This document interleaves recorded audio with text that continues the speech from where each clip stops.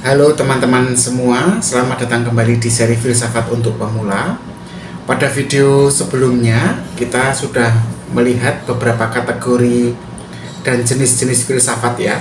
Mulai dari sesuai dengan kronologi waktu ya, mulai dari filsafat klasik, filsafat abad pertengahan, kemudian filsafat modern, kemudian filsafat kontemporer ya. Nah, saat ini kita akan membicarakan jenis filsafat tetapi tidak kronologis, tidak sesuai dengan sejarah perkembangannya. Kita bicara mengenai filsafat sosial, ekonomi, dan politik.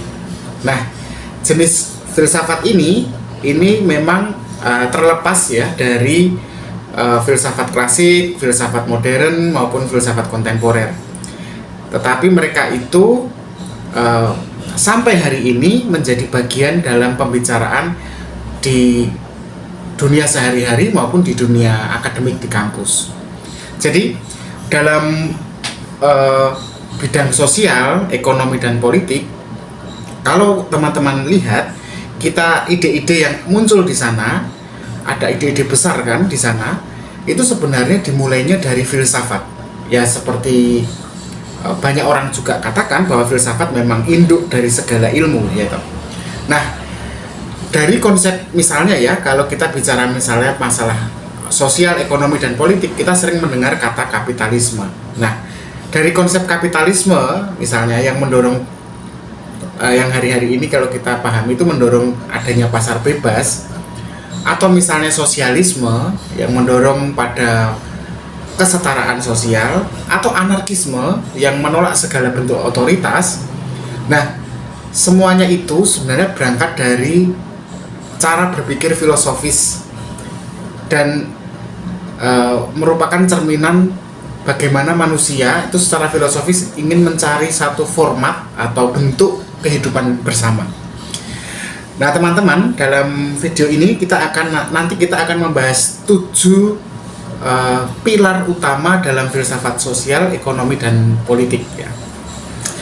Ada 7. Nah, kita mulai dari yang pertama. Apa yang pertama? Yang pertama adalah kapitalisme. Nah, kapitalisme adalah suatu sistem ekonomi yang didasarkan pada kepemilikan pribadi atas alat-alat produksi dan keuntungan sebagai pendorong utamanya.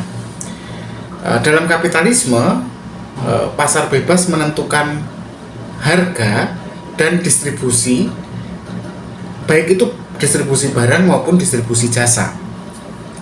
Nah, pandangan kapitalisme ini memang tidak bisa dilepaskan dari seorang pemikir ekonomi dan filsuf ya, Adam Smith. Kita sudah bahas itu di video-video tentang tokoh-tokoh filsafat sebelumnya. Nah, meskipun kapitalisme sendiri ataupun bahkan pemikiran Adam Smith ini sering dikritik karena menciptakan kesenjangan sosial, pendukung kapitalisme tetap yakin dengan argumen bahwa sistem kapitalisme ini justru akan mendorong inovasi dan efisiensi. Poin penting dalam kapitalisme itu adalah persoalan persaingan gitu. Jadi manusia itu kemudian akan berkembang terus peradabannya bila dia hidup dalam satu sistem persaingan untuk menemukan yang paling baik. Nah, dan itu bagi para kapitalis yang namanya kompetisi itu adalah sesuatu yang natural gitu ya, bukan sesuatu yang ideologis. Meskipun bagi yang anti kapitalisme, cara berpikir kapitalis ini sangat tidak natural, sangat tidak selaras dengan hakikat manusia. Baik, itu tentang kapitalisme. Sekarang kita masuk ke aliran kedua, karena tadi kan saya bilang ada 7 ya. Yang kedua ini lawannya kapitalisme, kebalikannya, dikenal dengan nama sosialisme. Sosialisme ini menekankan pada kepemilikan bersama untuk kesejahteraan bersama juga. Jadi kalau boleh saya katakan, sosialisme ini merupakan tandingan dari kapitalisme, di mana sosialisme lebih menekankan pada kepemilikan bersama. Kalau kapitalisme kan kepemilikan pribadi, gitu. Nah, dalam sosialisme ini kepemilikan bersama ini kemudian digunakan sebagai sumber daya yang digunakan untuk pemerataan atau kesetaraan kekayaan. Sehingga nggak ada yang lebih kaya, ada yang lebih miskin. Yang kaya memiliki barang pribadi lebih banyak, memiliki mesin-mesin produksi yang lebih banyak, modal yang lebih banyak. Sedangkan yang miskin ini karena tidak memiliki apapun, dia tergantung pada yang kaya ini dalam sebuah persaingan. Kalau sosialisme tidak, karena semua dimiliki bersama, maka posisinya akan setara, equal, ya, equity. Nah, dalam sistem sosialisme, keuntungan itu tidak hanya dimiliki oleh individu, teman-teman, tapi ketika ada keuntungan, baik itu dalam bentuk material, ya, maupun keuntungan dalam bentuk yang lain, itu dibagikan secara kolektif. Nah, ide sosialisme ini sering kemudian jadi dasar dalam kebijakan-kebijakan negara yang lebih mengutamakan keadilan sosial dan ekonomi. Sebagai informasi saja, pendiri bangsa kita pertama kali mendirikan bangsa Indonesia itu banyak sekali dipengaruhi oleh pemikiran sosialisme, di mana memang pada saat itu para pendiri bangsa kita itu menghadapi negara-negara barat yang kebetulan memang pada saat itu menjajah itu berideologi kapitalisme. Nah, itu aliran kedua. Jadi sudah kapitalisme, kemudian sosialisme, sekarang kita masuk yang ke bentuk lebih ekstrimnya dari sosialisme, namanya Marxisme. Marxisme ini lebih menekankan bukan hanya saja pada kesetaraan, tapi kesetaraan itu juga harus diperjuangkan. Kesetaraan itu harus diupayakan. Lewat apa? Lewat yang disebut sebagai konflik antar kelas. Ada kelas bawah, kelas tengah, kelas atas, ya. Tetapi pada masa awalnya pemikir Marxisme ini pertama kali kan oleh Karl Marx, ya. Kita sudah bahas itu videonya tentang Karl Marx. Pertama kali yang dia tekankan itu belum ada kelas menengah, ya, masih kelas proletar dan kelas borjuis. Dan pada titik tertentu nanti kelas proletar ini akan menang dalam sebuah revolusi dan terbentuklah masyarakat yang dicita-citakan, gitu, ya.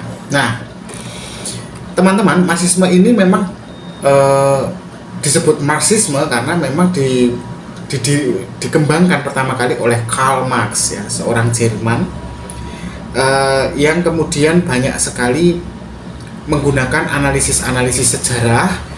Dia gabungkan dengan analisis sosial dan tentu saja analisis ekonomi. Kemudian dari penggabungan itu selama bertahun-tahun, dia kemudian menemukan teori komunisme yang fokusnya pada perjuangan kelas antara kaum proletar yang kemudian memberontak melawan kaum borjuis. Nah, menurut Karl Marx, sejarah itu sebenarnya secara natural itu adalah perjuangan untuk mengakhiri eksploitasi dan menciptakan satu masyarakat ideal di mana sudah tidak ada kelas lagi, karena semuanya sudah setara dan sama.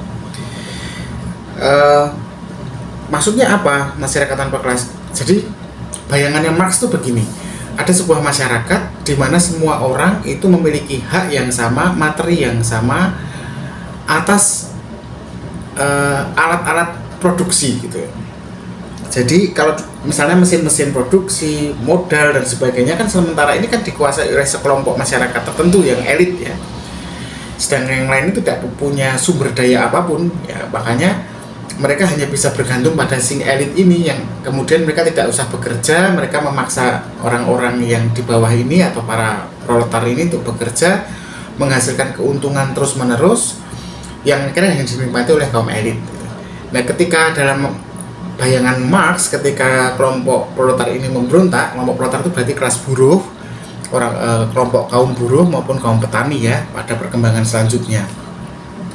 Ketika sudah memberontak, kemudian terbentuklah masyarakat komunis atau masyarakat ideal di mana borjuis sudah tidak ada lagi, proletar sudah tidak ada lagi karena semuanya sama.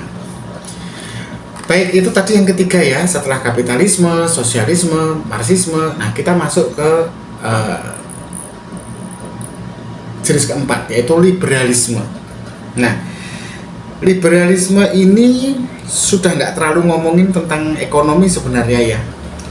Meskipun nanti dalam perkembangannya kapitalisme ini kemudian akan apa ya, bahasa Jawanya itu melungsungi, itu artinya apa ya, bermetamorfosis menjadi sebuah bentuk baru pendekatan ekonomi yang sering dikenal sebagai kapitalisme liberal gitu ya.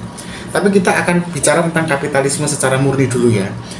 Kapitalisme itu mendasarkan dirinya pada kebebasan individu. Jadi kebebasan individu itu menjadi semacam pegangan awalnya gitu ya, fondasinya gitu. Nah, liberalisme sebenarnya adalah sebuah aliran filsafat ya, yang menekankan pada kebebasan individu, hak asasi manusia, dan tentu saja yang terakhir pasar bebas. Nah, pasar bebas ini nanti yang akan sangat menjadi mengakrabkan antara liberalisme dan kapitalisme. Nah, tokoh-tokoh liberalisme itu ada beberapa, tapi sebut saja John Locke dan ini yang menarik, Adam Smith sendiri, si pendiri kapitalisme. Nah, keduanya ini antara John Locke dan Adam Smith ini mengembangkan ide-ide yang kemudian membentuk dasar demokrasi modern. Ya, demokrasi modern itu memang dibangun dari fondasi liberalisme awalnya ya. Jadi demokrasi sendiri tidak begitu, tapi demokrasi yang modern ini dikembangkan oleh liberalisme yang kolab dengan kapitalisme. Karena nanti demokrasi modern ini pegangan utamanya kan adalah ekonomi kapitalis ya. Nah, karena dalam liberalisme kebebasan individu adalah nilai tertinggi yang harus dilindungi oleh negara. Dalam hal ini berarti kebebasan itu juga termasuk kebebasan dalam menjalankan aktivitas ekonomi.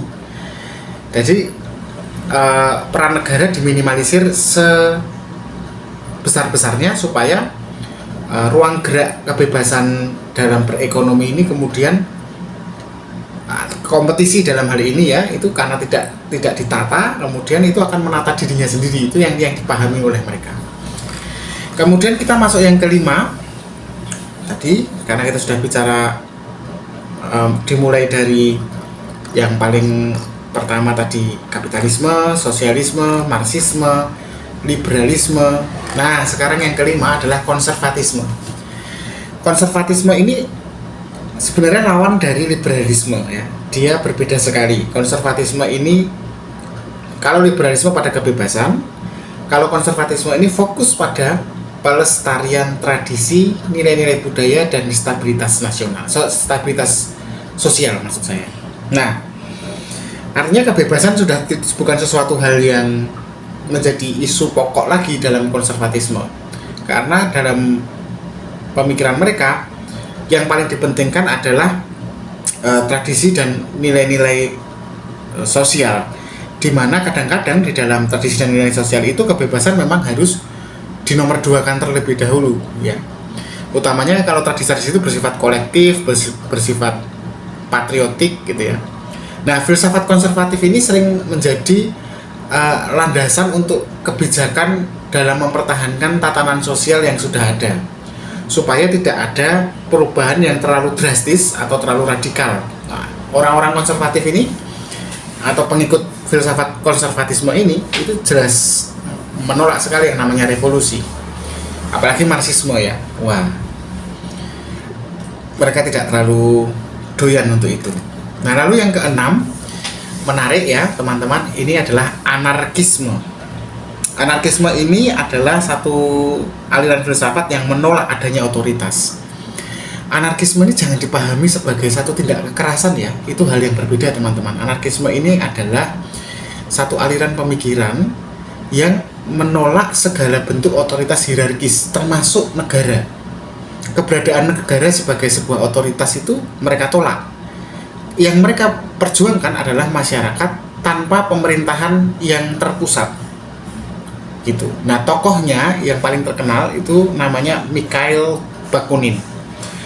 Nah, Bakunin ini percaya bahwa manusia itu bisa hidup damai dalam sebuah komunitas yang otonom, mandiri, tidak diatur oleh pusat apapun gitu ya. Sehingga komunitas yang otonom ini mau tidak mau mereka kemudian akan mensituasikan dirinya dalam posisi yang egaliter atau sama. Tapi hati-hati, anarkisme ini kan kadang-kadang dilekatkan dengan marxisme ya, karena kan di marxisme itu kan membicarakan masyarakat tanpa kelas ya. Tapi keduanya pastinya adalah dua hal yang berbeda teman-teman, karena kalau marxisme lebih pada perjuangan kelas dan konflik antar kelas, kalau anarkisme ini antara masyarakat dan negara atau pemerintahan. Nah, namun anarkisme ini juga mendapat kritik yang besar ya, karena bayangkan ketika tidak ada pemerintahan yang terpusat, semuanya dalam posisi yang setara, dalam posisi yang egaliter. Bukannya egaliter kan sebenarnya, karena manusia secara natural kan tetap butuh pemimpin ya. Ketika tanpa pemimpin, apa yang terjadi teman-teman? Betul sekali, kekacauan, chaos, karena tidak ada aturan yang jelas gitu. Nah, itu kritiknya, itu kritiknya pada anarkisme. Kemudian aliran ketujuh, aliran terakhir adalah realisme politik. Realisme politik itu adalah pendekatan filosofis yang sifatnya pragmatis dalam memahami politik dan lebih mementingkan kekuasaan sebagai tujuan utama. Wah, ini sangat Indonesia sekali dan sangat hari ini sekali gitu ya. Jadi nggak penting ideologi apapun, yang penting itu kita bisa meraih kekuasaan itu dulu gitu. Karena dengan meraih kekuasaan, maka pikirannya atau imajinasinya dia akan bisa mengubah segalanya menjadi lebih baik. Masalahnya kan tidak semua orang bisa kuat ya memegang kekuasaan. Nah, tokoh-tokoh dalam realisme politik ini adalah tokoh yang cukup terkenal, yang sering disebut sebagai filsuf yang cukup dibenci dalam bidang filsafat politik, padahal dia orang yang sebenarnya bukan orang sehat ya. Namanya Niccolo Machiavelli. Niccolo Machiavelli ini mengembangkan satu pendekatan filsafat yang memang lebih menekankan pada bagaimana caranya seorang pemimpin, penguasa mempertahankan kekuasaannya. Yang kedua, ada juga pemikir lain dari realisme politik namanya Hans Morgenthau, di mana Morgenthau ini berpendapat bahwa negara-negara harus bertindak berdasarkan kepentingan mereka sendiri-sendiri, bukan berdasarkan idealisme apalagi moralitas. Nah, memang aliran ini agak, kalau dilihat dari sisi moral memang agak jelek ya teman-teman, tapi kalau dilihat dari sisi teori politik ya memang begitu kenyataannya, namanya juga realisme kan. Nah teman-teman, saya pikir itu saja pembahasan kita mengenai filsafat sosial, ekonomi, dan politik di luar jenis filsafat yang sudah kita bahas kemarin, filsafat klasik, filsafat abad pertengahan, filsafat modern, dan filsafat kontemporer. Di luar itu ada filsafat sosial, ekonomi, dan politik. Nah, yang jelas filsafat jenis ini itu memberi kita cara melihat yang berbeda ketika memahami masyarakat, memahami sebuah kekayaan, memahami sebuah kekuasaan. Nah, ide mana yang menurut teman-teman paling relevan untuk dunia hari ini, atau yang paling cocok untuk teman-teman setidaknya seperti itu, tuliskan pendapatnya di kolom komentar. Jangan lupa like, share, dan subscribe untuk video berikutnya. Kita akan ketemu di pembahasan jenis filsafat yang lainnya lagi. Sampai jumpa, tetap berpikir kritis.